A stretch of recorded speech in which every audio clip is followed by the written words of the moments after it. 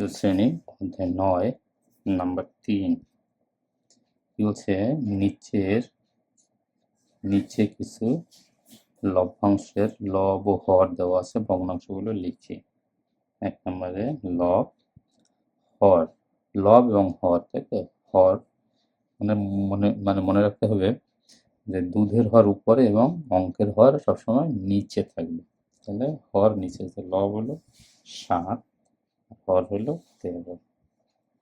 ২ নম্বরে হর ১১, ৭। ৩ নম্বরে লব ৯, হর ১৭। লব ৯, হর ১৭। ৪ নম্বরে হর ১২, লব ৫।